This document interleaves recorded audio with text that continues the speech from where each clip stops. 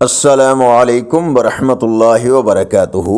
On line Quran academy کی طرف سے آج کے کیلنڈر کے ساتھ خوبصورت فرامین رسول صلی اللہ علیہ وآلہ وسلم رسول اللہ صلی اللہ علیہ وآلہ وسلم نے ارشاد فرمایا، جس عورت نے اپنے شوہر سے بغیر کسی تکلیف کے جو اسے طلاق دینے پر مجبور کرے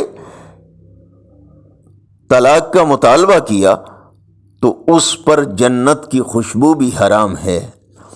نبی اکرم شفیع معظم صلی اللہ علیہ وآلہ وسلم نے ارشاد فرمایا، جو شخص رزق میں فراغی چاہتا ہو اور یہ چاہتا ہو کہ اس کی عمر میں ڈھیل دی جائے تو اسے چاہیے کہ صلہ رحمی کرے۔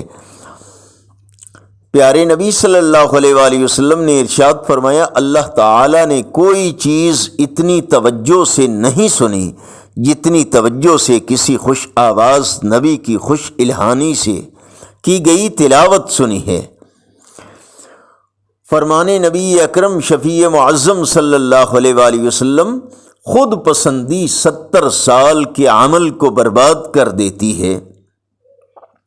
پیارے نبی صلی اللہ علیہ وآلہ وسلم نے ارشاد فرمایا، جس نے یتیم کے سر پر ہاتھ رکھا، اللہ پاک کی رضا کے لیے ہاتھ رکھا، تو اس کے لیے ہر بال کے بدلے جن پر اس کا ہاتھ گزرا نیکیاں ہیں۔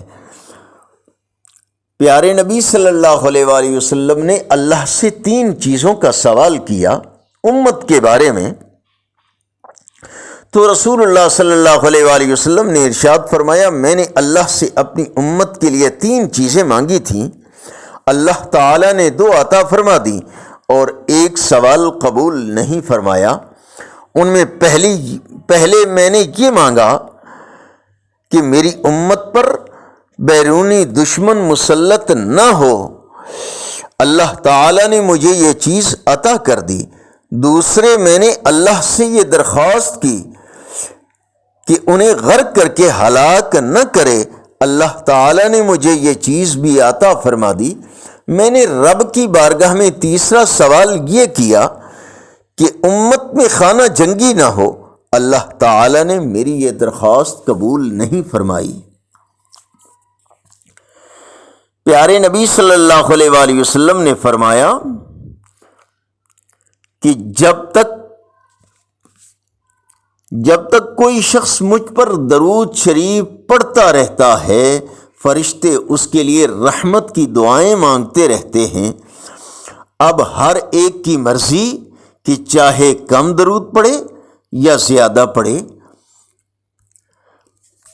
صدقہ جاریہ کی نیت سے اس چینل کو سبسکرائب کیجئے، گھنٹی کے بٹن پر کلک کر کے آل پر کلک کیجئے، زیادہ سے زیادہ لائک اور شیئر کیجئے۔ نیک بنیے، نیکی کی دعوت کا حصہ بنیے۔ اللہ تبارک و تعالی